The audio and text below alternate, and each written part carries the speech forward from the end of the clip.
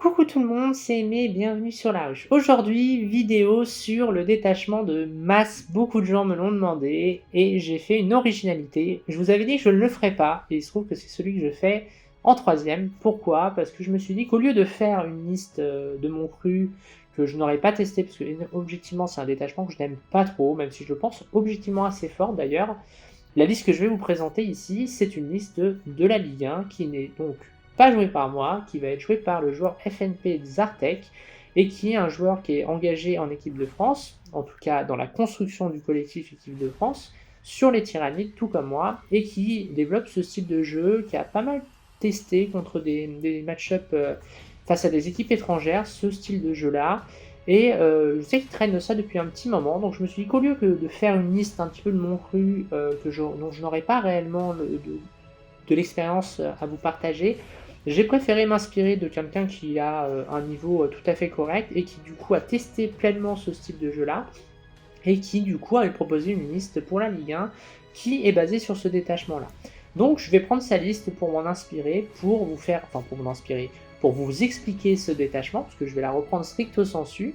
Je me permettrai évidemment des petites observations, mais ayez en tête que je n'ai pas testé, donc peut-être que lui aurait des réponses à vous donner sur le pourquoi du comment, même si je pense que je suis capable de répondre pour lui à ce niveau-là. On va donc parler de ce détachement avec la trame habituelle, à savoir les optimisations, les stratagèmes, la macro de jeu, puis l'explication de la liste proprement dite. On va donc commencer par ce qui fait l'essence de ce détachement, à savoir sa règle d'armée. La règle d'armée, c'est le surge. Ça va vous permettre de bouger, un peu comme le World Eater finalement. Quand vous faites tirer dessus et que vous perdez au moins une figurine, vous allez pouvoir faire un mouvement de D6 vers l'unité ennemie la plus proche.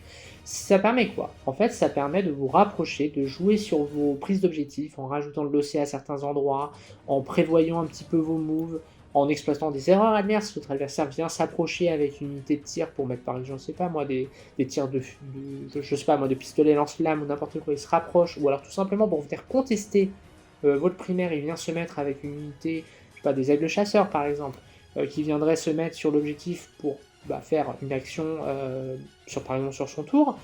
Il va vous tirer dessus avec autre chose, et là vous allez pouvoir l'engager, et ainsi vous allez désactiver des activations adverses en l'empêchant de vous tirer dessus, tout simplement parce que vous êtes infanterie. Si vous engagez sur une autre unité, vous ne serez pas éligible à vous faire tirer dessus. Donc en fait tout le jeu se fait comme ça.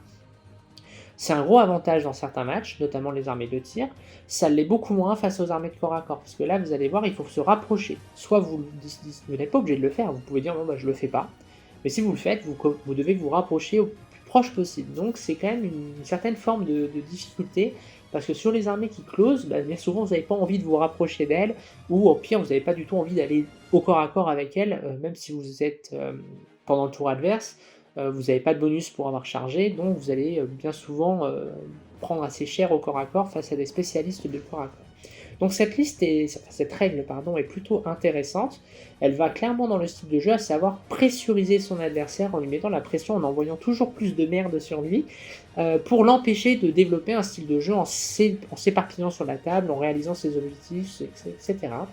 Donc typiquement c'est une liste qui va être un petit peu anti-jeu, qui va chercher à dénaturer le jeu adverse, pas par la létalité, mais par le fait qu'il y a juste trop de figurines sur la table et l'adversaire ne peut pas se mouvoir et ne peut pas prendre pied sur les objectifs.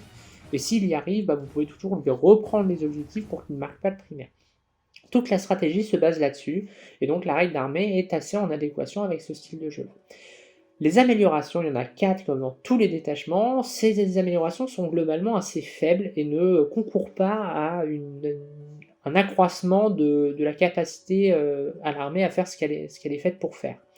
En gros, vous allez avoir la première qui va vous donner un plus 2 au mouvement à l'unité du porteur. Donc, plus 2 au mouvement, on voudrait bien ça sur des unités, sur plein d'unités en fin de compte. Le problème c'est qu'il faut y joindre un personnage. Et quand on y joint un personnage, bien souvent, ce personnage va doubler le prix de l'unité de Gaunt, et donc c'est pas très intéressant, donc en général, on ne le met pas.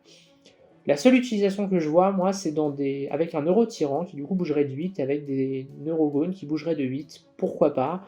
Mais honnêtement, on est clairement dans quelque chose qui va vous permettre d'atteindre le palier des 2000 points, plus que réellement intégrer cette amélioration dans son plan de jeu, en tout cas dans sa liste. On est à une liste à 1980 points, il nous manque 20 points, puis hop, on met ça, et comme ça on a un petit gain sur ce qu'il faut pour nous permettre d'atteindre 2000 points. Ensuite, le camouflage naturel, là on est dans quelque chose qui est à mon sens inutile. Pourquoi? Parce que vous allez pouvoir, au premier tour de bataille, donc au premier round, pardon, vous allez pouvoir mettre 3 de vos unités Endless Multitude à couvert. Alors c'est bien beau, le problème c'est que les unités Endless Multitude, c'est de l'infanterie, donc vous pouvez les mettre à couvert en cachant l'une des figurines de ces unités. C'est pas franchement compliqué de mettre une unité de 20 avec 19 visibles et 1 derrière un mur, ce qui vous permet d'avoir le couvert à condition de ne pas retirer cette figurine invisible derrière un mur en premier. Donc clairement pour moi ça c'est nul, ça ne sert à rien, ça aurait été extrêmement bon si c'était une 1 vue ou un -1 touche ou un -1 bless. Là le bénéfice du couvert, on est quand même dans quelque chose d'assez anecdotique.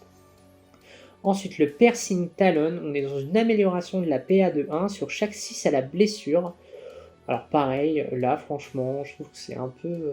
c'est pas terrible, on va pas se mentir, parce que ça pourrait être sympa sur les Ormagons, mais les Ormagons ne peuvent pas être rejoints par un personnage, donc c'est pas possible de leur donner.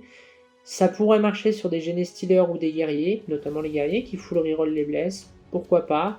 Maintenant, je suis pas convaincu qu'on en verra dans cette flotte ruche, et là encore, c'est quand même des unités qui sont assez onéreuses, et que sur du 6, donc un 16ème, potentiellement avec de la reroll un peu plus, on est quand même un petit peu dans de l'anecdotique, mais encore une fois, si vous voulez avoir une liste avec un peu de punch, malgré le fait qu'on joue dans une liste Swarm, bon bah il y a une petite amélioration de la PA ici.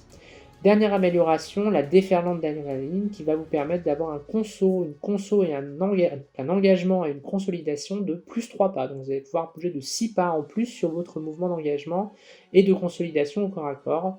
Pareil, là aussi je trouve que c'est pas extrêmement utile.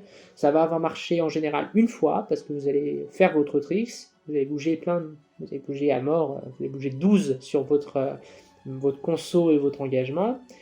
Mais la problématique, c'est que derrière, bien souvent, vos goons vont mourir, le personnage avec, et l'unité pourra revenir, on le verra avec la stratagème, mais dans ce cas-là, le personnage, bien évidemment, ne revient pas. Donc c'est un petit peu usage unique. Moi, je trouve que globalement, les améliorations ne sont pas extraordinaires, en tout cas dans une liste basée sur uniquement du gaunt, pour moi, il n'y en a aucune de réellement intéressante. Là où on veut varier un peu, pourquoi pas, on pourrait mettre soit l'amélioration de PA, soit le plus de move, pour apporter à des unités un petit peu plus de projection ou un peu plus de létalité. Mais là encore, on est quand même dans des choses assez situationnelles et pas très impactantes sur la macro de jeu de ce détachement.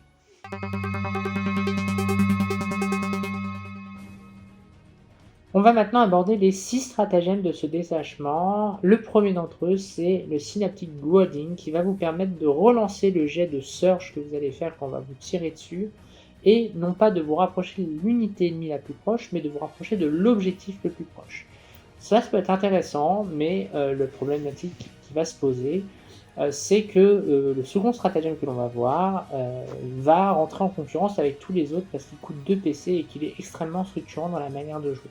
Donc même si cette capacité est bonne, hormis le truc qui va vous permettre de sauver votre unité ou de recontester complètement de manière safe, bah vous le ferez pas parce que le stratagème qui va venir est nettement meilleur que celui-ci. Le fameux stratagème dont je parle, c'est le fameux stratagème clé, c'est les vagues incessantes. Ça va vous permettre, lorsqu'une unité de gaunt est détruite, pour 2 CP de la faire revenir en réserve stratégique. C'est extrêmement fort parce que ça va vous permettre en réalité de jouer avec 80-100 gaunt de plus sur une partie.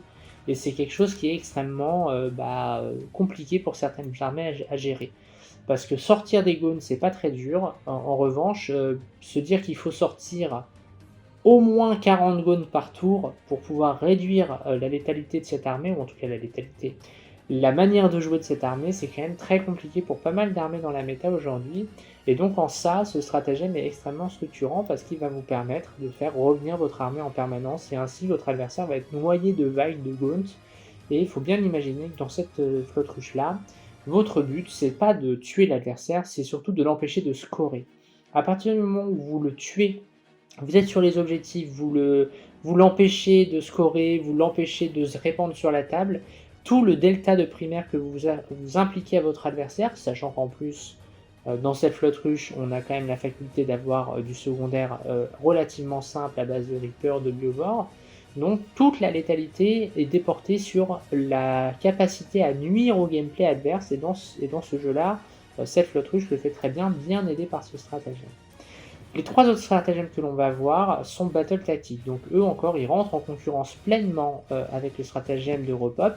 Toutefois, vu qu'on peut jouer un prince dans cette Flotte-Ruche, c'est pas complètement déconnant d'ailleurs, puisque ça vous permet d'avoir une bestiole au centre qui va pouvoir augmenter un petit peu vos unités tout en ayant un certain répondant au corps à corps, et va vous permettre aussi via sa capacité de rendre gratuit 2 de ces 3 stratagèmes dans un round. Donc c'est quand même assez intéressant, puisque vous allez pouvoir typiquement avoir un -1 touche quand vous allez vous faire taper dessus ou tirer dessus, qui va vous permettre potentiellement de sauver votre pack de gaunt. Alors on n'a pas de repop, mais typiquement si l'adversaire n'arrive pas à clean entièrement votre paquet de gaunt, vous pouvez jouer sur les OC pour conserver l'objectif.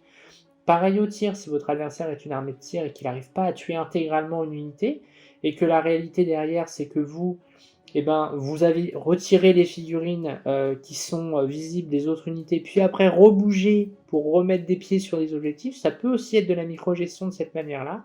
Donc ne pas empêcher l'adversaire de one-shot vos unités, ça peut aussi être un intérêt dans ce stratagème-là. L'autre, c'est plus un stratagème de létalité, où vous allez avoir un Sustainite 1 et qui va passer sur du 5 et du 6 si vous avez plus de 15 figurines dans votre unité. Là aussi, l'impact, il est pas mauvais. Maintenant, attention, on est quand même une armée relativement peu létale. Là, ici, pas question de donner du sustain à des Genestealers ou à des guerriers, hein. Ça va concerner des Thermagantes, des Ormagones, tout globalement. C'est quand même relativement faible, quoique on peut imaginer le paquet de dévoreurs en therma qui va saturer pas mal, avec du sustain et du létal via un Tervigon, même si clairement le Tervigon c'est quand même pas la meilleure idée du siècle dans cette Flotte-Ruche. Donc voilà, on a ces 2 stratagèmes-là qui sont plutôt résistance, létalité, et enfin le dernier, c'est surtout celui-là qui est très intéressant dans le cadre de l'ajout d'un prince, c'est la capacité d'avoir une advance auto à 6. Ça c'est intéressant, notamment sur des gargouilles, pour avoir cette projection pour enfermer l'adversaire chez lui, parce que là ça veut dire que vous allez bouger de 16, tirer, puis refaire un des 6 de mouvement, donc on est sur une moyenne de 19 pas par unité de gargouille. Donc là j'aime autant vous dire que vous avez vraiment moyen de cloisonner l'adversaire dans sa zone de déploiement pendant 1 voire 2 tours, sans qu'il puisse réellement prendre de secondaire. Donc voilà, l'ajout du prince, il n'est pas tellement pris pour son aspect létal, mais pour son côté utilitaire, et en ça peut être assez intéressant. Dernier stratagème qui est également bon, mais qui va lui aussi rentrer pleinement en concurrence parce qu'il n'est pas un battle tactique, c'est la faculté de supprimer le blast d'une unité adverse. C'est-à-dire que le blast est extrêmement nocif pour une armée de gaunt, puisque vous allez jouer des packs 10-20 Thermagantes ou Ormagantes, donc vous allez vous faire défoncer par le blast, vraiment. Donc le fait de ne pas que l'adversaire n'ait vraiment aucun blast, ça peut permettre typiquement à vos paquets de gaunt de ne pas se faire one-shot par des unités basées sur la saturation. Par contre, le problème c'est que ça coûte un PC, celui-ci vous ne pouvez pas le réduire, donc si vous utilisez un PC pour ça, et que derrière vous tombez en dessous de 2 PC, et du coup vous ne pourrez pas utiliser votre stratagème de repop, et donc vous allez perdre nettement vos unités de gaunt, et en ça peut être un peu problématique. Donc voilà pour les 6 stratagèmes, ce que je pouvais vous en dire. Globalement, avec le prince, on peut jouer avec les 3 stratagèmes battle tactique. Sans le prince, à mon avis, on va très souvent se résigner finalement à faire revenir des gaunts à chaque tour, avec son PC gagné à son tour et à celui de l'adversaire. Et potentiellement, en cas de défausse de secondaire, on fera une advance à 6 situationnelle ou empêcher un blast, mais ça ira malheureusement pas beaucoup plus loin. Avec l'ajout d'un prince, en revanche, vous pouvez avoir cette faculté d'avoir une advance auto à tous les tours, à 6, ou typiquement, pendant le tour adverse, un -1 touche à tous les tours. C'est pas inintéressant, mais c'est vraiment un choix de liste. Le choix qui a été fait dans la liste que je vais vous présenter, vous allez le voir, c'est celle de ne jouer qu'un seul personnage, qui est le Neurotyran, donc pas de prince.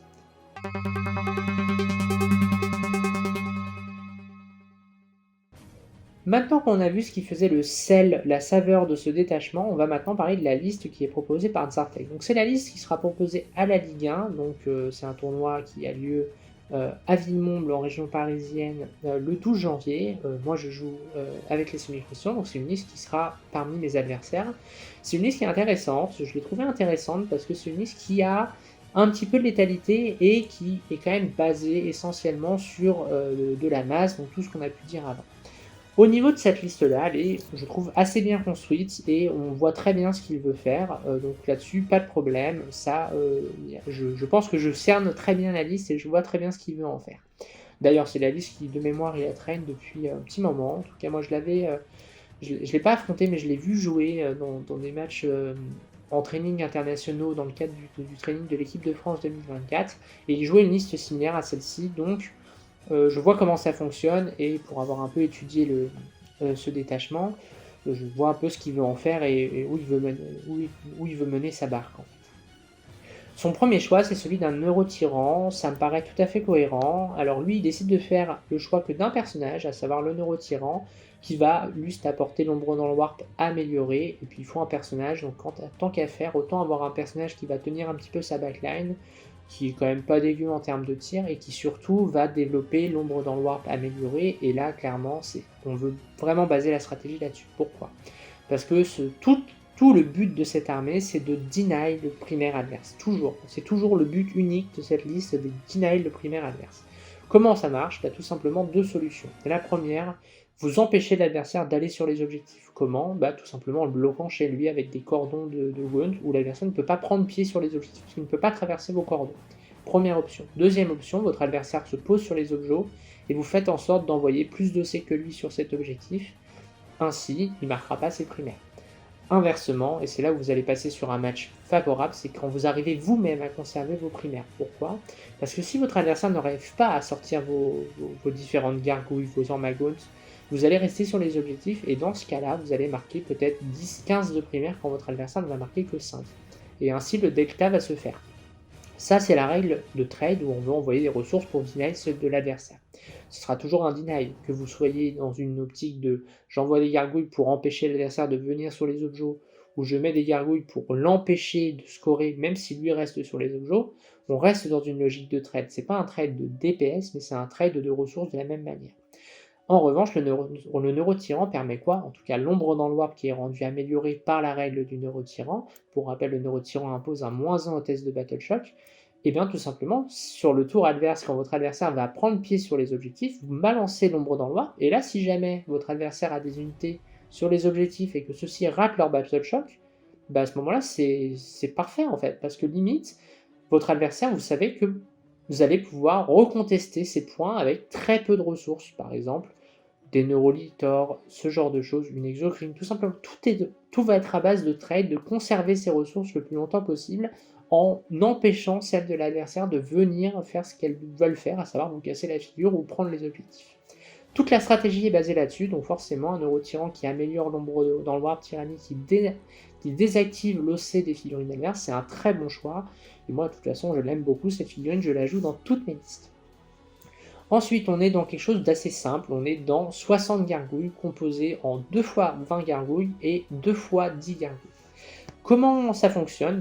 Tout simplement, on a, je pense, un pack de gargouilles qui va être envoyé très tôt dans la partie pour pouvoir bloquer l'adversaire chez lui. Et c'est en ça que je pense que cette liste est extrêmement bonne, parce que vous allez typiquement pouvoir bouger de 12, plus un D6, plus encore un D6 derrière, donc 12 plus 2 D6, donc vous allez bouger en moyenne de 18 à peu près, 17, 18, et ça va vous permettre typiquement de vous balancer sur les objets, de bloquer l'adversaire chez lui, sur certains déploiements vous enfermez littéralement l'adversaire chez lui, sachant qu'on ne parle même pas des mouvements que vous allez pouvoir faire après une fois que celui-là aura bougé pour potentiellement venir le cliquer, etc. Donc on est vraiment dans quelque chose qui peut être une vraie gêne sur certains déploiements où l'adversaire ne pourra pas sortir de sa zone de déploiement, ou en tout cas juste avec vos gargouilles, et ensuite je sais pas moi, des neurolithors ou d'autres choses qu'on verra plus tard qui seront sur les objets, vous allez pouvoir marquer 15 de primaire sans que votre adversaire ne puisse répliquer à ça. Et en ça, c'est quand même extrêmement traumatisant pour certaines armées. Le deuxième pack de gargouilles, il est là pourquoi ? Pour arriver à mon avis des réserves et faire un simili FEP à 3. Pourquoi ? Parce que vous avez FEP à 9 et vous allez rebouger de jusqu'à 6. Donc là, typiquement, vous allez pouvoir enfermer l'adversaire chez lui, et là encore, pouvoir encore avoir un deuxième tour de blocage, d'entrave du mouvement adverse, et en ça, c'est quand même assez problématique pour pas mal d'armées qui vont se retrouver complètement encerclées chez elles, et sans avoir de ressources pour pouvoir venir sur les objectifs. Ensuite, on a 2 packs de 10 gargouilles. Là, je pense que c'est juste de la contestation. C'est des unités qui vont être là pour contester à droite, à gauche, parce que bien souvent, on n'a pas besoin de 20 gargouilles pour reprendre un objet, 10 suffisent. Donc, en ça, les gargouilles vont pouvoir faire du deny d'objectifs, comme on le voit dans les autres autruches, mais là, elles auront en plus la faculté de revenir, alors pour 2 CP, mais potentiellement, des fois, c'est suffisant. Pas besoin de 20 gargouilles pour reprendre un objectif. Ensuite, il varie un peu les plaisirs avec 2 fois 20 Zormagaunt. Donc là, le rôle, à mon avis, est le même, à savoir, toujours, une fois que le premier pack de gargouilles de 20 a été envoyé frontline vers l'adversaire en mode tu ne passeras pas. Alors, si vous avez l'initiative en tant que joueur tyrannide, c'est tout bénef, parce que vous bougez de 12 plus D6 plus 6, vous bloquez l'adversaire chez lui. Tour 2, enfin son tour 1, lui, vous tue cette unité. Tour 2, l'unité que vous avez perdue revient pour FEP à un simili FEP à 3, comme j'expliquais tout à l'heure, et ainsi de suite. Et en fait, le roulement se fait de cette manière-là, ce qui veut dire que l'adversaire va être virtuellement bloqué à ses mouvements de charge et de peeling pour pouvoir reprendre les objectifs. Et ça peut être assez dramatique dans pas mal de cas, notamment face à des armées qui n'ont pas du tout de tir, parce que du coup, si vous n'avez pas du tout de tir, vous allez juste pas pouvoir du tout avancer. Donc vous allez vous retrouver bloqué face à l'adversaire qui va juste vous envoyer des cordons de Gaunt et qui vont lui scorer ses points tranquillement, et vous allez vous retrouver bloqué. Donc c'est en ça que c'est très problématique. Donc là encore, on a encore des packs dans Gaunt pour le même rôle que les gargouilles, mais cette fois peut-être venir contester en attaquant peut-être les unités un petit peu faibles ou ce genre de choses. Donc ça peut être assez embêtant. Ensuite, le petit pack de Thermagant, là on est clairement dans l'unité qui va rester fond de cours pour faire un cordon pour empêcher que l'adversaire vienne faible chez soi. Ou potentiellement, une armée qui n'a pas de tir, les Thermagant, c'est potentiellement un mouvement en réaction. Donc l'adversaire, vous mettez en bordure d'objectif, l'adversaire n'a pas de tir, il vient vers vous. À ce moment-là, vous vous reculez d'un des 6, vous pouvez le faire rater sa charge. Donc là encore, ça peut être quand même des ressources sacrifiées pour votre adversaire gratuitement. Ensuite, les autres datasheets, donc là on est clairement dans ce qui est obligatoire dans cette liste, un biovore qui va vous permettre de faire les actions de la même manière qu'avec les autres détachements, tout simplement, vous envoyez des spores mines, l'adversaire vous l'empêchez aussi d'advance potentiellement avec la spore mine, donc on est dans quelque chose qui est assez pénible pour l'adversaire. Les 3 neurolictors, alors là je pense que leur rôle est clairement de pouvoir se mettre sur les objectifs, profiter d'une non opérative et potentiellement tenir des objectifs à moindre frais. Ça a quand même une invue à 4, une endurance de 5, c'est quand même assez solide. C'est aussi une unité qui n'est pas forcément facile à attraper au corps à corps, puisque vous avez des centaines de Gaunt devant elle, donc pas évident à les attraper. Ensuite, on a 2 pyrovores, donc là on est clairement dans l'unité pour retirer le couvert et à la fois faire du petit scoring en attaque de flanc le cas échéant. 3 socles de Reaper Swarm, là aussi on est clairement dans une volonté claire, nette et précise de faire du scoring. Et ensuite, là, Zartek fait un choix, à mon avis, c'est un choix qui lui est propre. Il choisit de jouer 3 x 3 zoanthropes et 3 exocrines.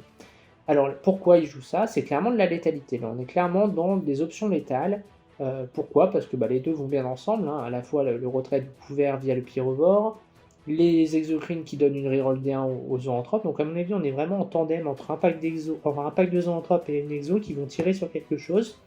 Mais du coup, c'est quand même assez vénère parce que vous pouvez avoir un certain nombre de tirs anti-élite et potentiellement même anti-monstres qui vont donner quand même de quoi sortir typiquement des petits RK, des choses comme ça. Vous allez vraiment pouvoir retirer des ressources à votre adversaire. Il ne pourra pas avancer tout droit vers vous en mode j'ai pas peur, t'as que des gouttes.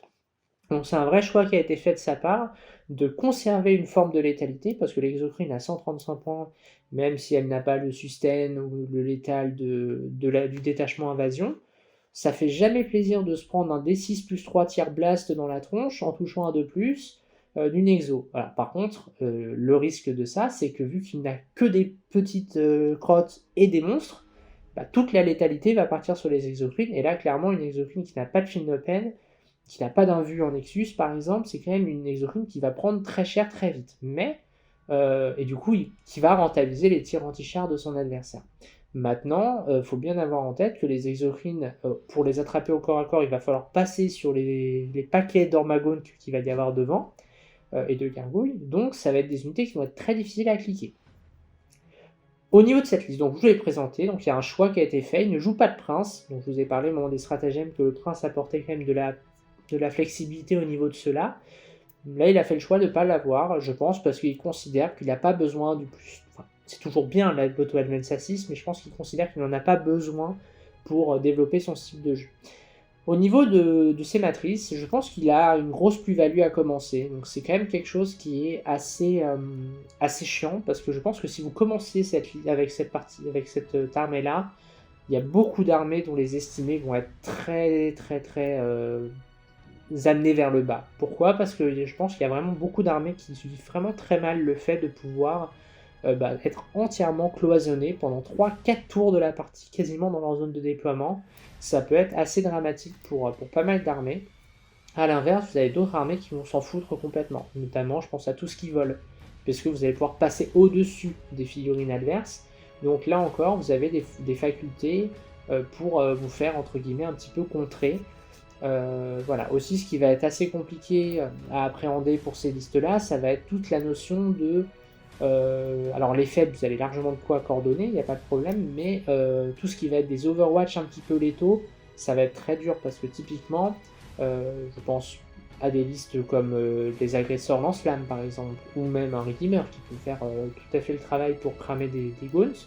Bah là on est quand même dans quelque chose qui va être extrêmement dangereux parce que l'Overwatch, c'est-à-dire que vous perdez votre unité sur votre tour, donc vous pouvez la faire revenir, mais en tout cas c'est une unité qui va être morte. Il faut bien avoir en tête que quand vous jouez cette liste-là, il faut essayer d'éviter de perdre plus de 2 unités par tour, en fait. Enfin, en tout cas, des unités de Gaunt. Parce que vous n'en ferez revenir qu'une. Et là, il n'est pas question d'avoir perdu 3 unités au tour 2 et de les faire revenir au tour 4. Non, c'est une unité qui est immédiatement détruite, qui peut revenir. Ce qui veut dire que si votre adversaire parvient à vous tuer, je sais pas moi, 3-4 packs de Gaunt d'un coup, alors c'est quand même qu'il y a eu un problème en termes de géométrie normalement, mais c'est des choses qui peuvent arriver. Typiquement, une armée comme celle-ci qui se prend une vilaine alpha à base de tireur loss, je pense que cacher 120 Gaunts, on est quand même dans quelque chose qui est assez compliqué. Donc typiquement, une armée comme ça qui se prend un gros T1 avec une grosse projection, par exemple des boys orcs dans des trucks, qui ont le T1 qui avance tout droit frontline, et ben là vous allez les coordonner, oui, mais ils seront au milieu de table, donc ça va être assez gênant. A l'inverse, moi je joue World Eater par exemple, si je n'ai pas le T1 c'est très chiant. En revanche, si je l'ai, je vais avancer en me protégeant des losses des exocrines, et globalement après, je vais essayer de tuer les unités sur les objectifs en essayant de conserver les objectifs. Donc c'est une armée qui, je pense, a une grosse plus-value à commencer, et qui du coup se bat plutôt pour une égale quand elle ne commence pas. Maintenant, ça reste une armée qui est à mon avis assez peu connue, en tout cas moi dans mon équipe il y a beaucoup de gens qui avaient beaucoup de mal à s'estimer vis-à-vis de ça parce qu'ils ne connaissaient pas, et je les ai un peu alertés sur le fait que ça pouvait être très dangereux parce que cette faculté de vraiment de bloquer l'adversaire chez soi, ça peut être très difficilement, déjà ça peut ne pas être vu, et surtout c'est quand même quelque chose qui est assez traumatisant si pendant 2 tours, vous scorez que 5 points de primaire par tour parce que vous ne pouvez pas prendre pied sur les objectifs. Donc imaginez, vous êtes tour 2, vous ne commencez pas, l'adversaire commence, il se pose, il vous enferme chez vous, lui va mettre 15, vous mettez 5. Derrière, il vous refait la même chose, il remet 15, vous remettez 5.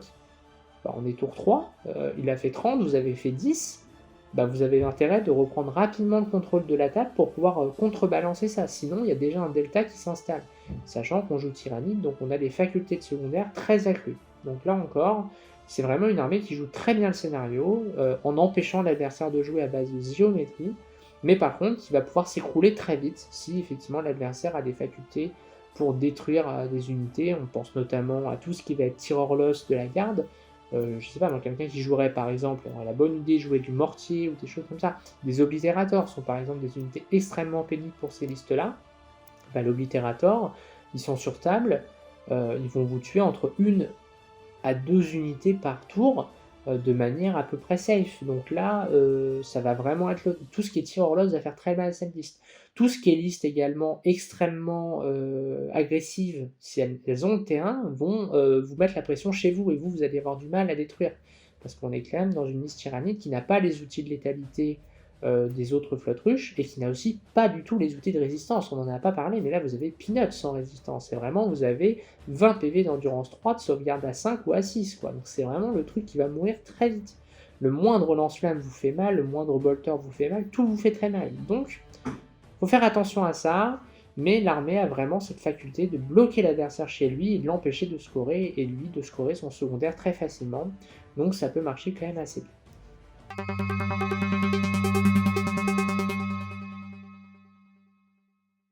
C'en est donc terminé de cette vidéo d'analyse de liste. Donc on est clairement dans une liste qui a un parti pris quand même à celui de pouvoir faire un peu d'anti-jeu, sans mauvais jeu de mots, mais clairement c'est le but. Vous allez chercher à empêcher l'adversaire de jouer et donc de gagner de cette manière-là. J'aime pas trop ce style de jeu, j'aime bien le côté un peu nerveux, agressif. Là on est clairement dans quelque chose qui va être plutôt basé sur la géométrie, bloquer l'adversaire, jouer sur les secondaires, le primaire. Ça peut être sympa aussi, c'est vrai que c'est très cool. Moi, par contre, j'aime pas jouer de la masse pour des raisons létales, etc. Mais par contre, je trouve que c'est une gueule folle sur table. Vous allez vraiment avoir une masse de figurines sur la table. Vous allez avoir des bestioles partout. Ça va être très très marrant. Maintenant, voilà, il faut le savoir, la liste a une létalité assez faible, même si là, le parti pris qui a été fait par Zartek de rajouter des exos et des osos pour pouvoir avoir ce punch-là me séduit pas mal. Maintenant, on est quand même dans une létalité assez hasardeuse, ça reste du D6 de cadence, du 3+, du D6 plus 1 de gage, on est quand même dans quelque chose qui peut être assez hasardeux. Mais voilà, en tout cas, j'espère que je vous ai présenté cette liste correctement, j'espère que ça vous plaira. Il y avait beaucoup de gens qui me demandaient une vidéo de liste de masse, donc écoutez, la voilà. Ça ne me gêne pas du tout de présenter une liste de quelqu'un d'autre, au contraire. S'il a plus bossé que moi là-dessus, il n'y a aucun problème. Je trouve que c'est bien d'avoir des joueurs tyrannides un petit peu avec différents profils. Donc c'est une bonne chose. Donc j'espère que la vidéo vous plaira. Et écoutez, je vous fais des bisous. Je vous souhaite de bonnes fêtes, en tout cas une bonne année. Et puis à très bientôt les amis. Bye bye.